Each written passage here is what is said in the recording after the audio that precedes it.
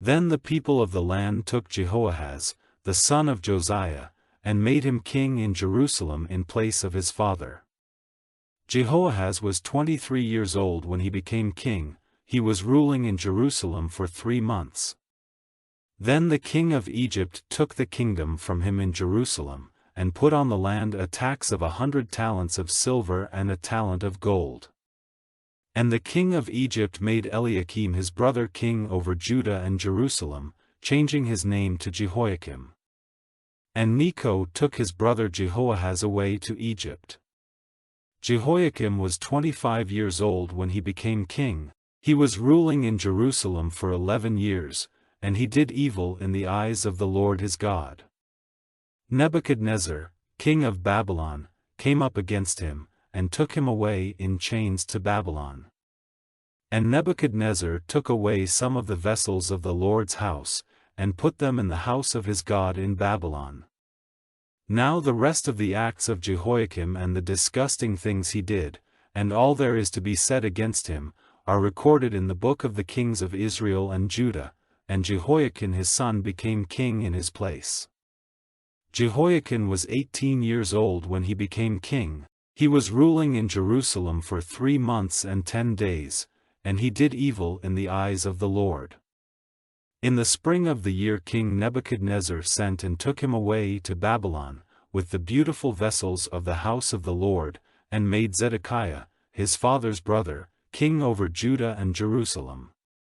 Zedekiah was 21 years old when he became king. He was ruling in Jerusalem for 11 years. He did evil in the eyes of the Lord, and did not make himself low before Jeremiah the prophet who gave him the word of the Lord.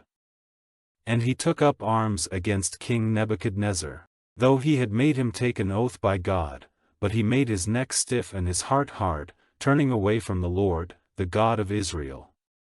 And more than this, all the great men of Judah and the priests and the people made their sin great, turning to all the disgusting ways of the nations, and they made unclean the house of the Lord which he had made holy in Jerusalem. And the Lord, the God of their fathers, sent word to them by his servants, sending early and frequently, because he had pity on his people and on his living place, but they put shame on the servants of God, making sport of his words and laughing at his prophets, till the wrath of God was moved against his people, till there was no help. So he sent against them the king of the Chaldeans, who put their young men to death with the sword in the house of their holy place, and had no pity for any, young man or virgin, old man or white-haired. God gave them all into his hands.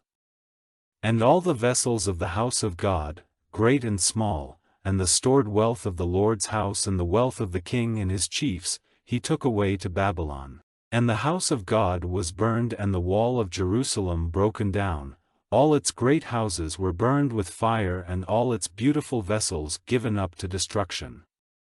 And all who had not come to death by the sword he took away prisoners to Babylon, and they became servants to him and to his sons till the kingdom of Persia came to power.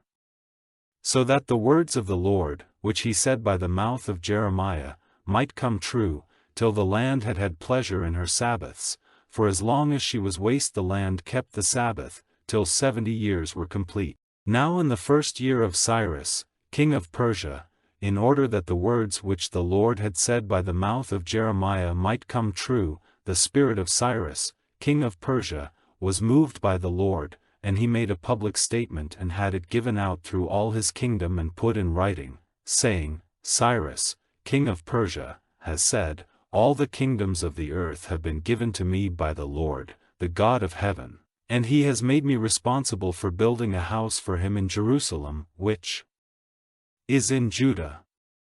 Whoever there is among you of all his people, may the Lord his God be with him and let him go up.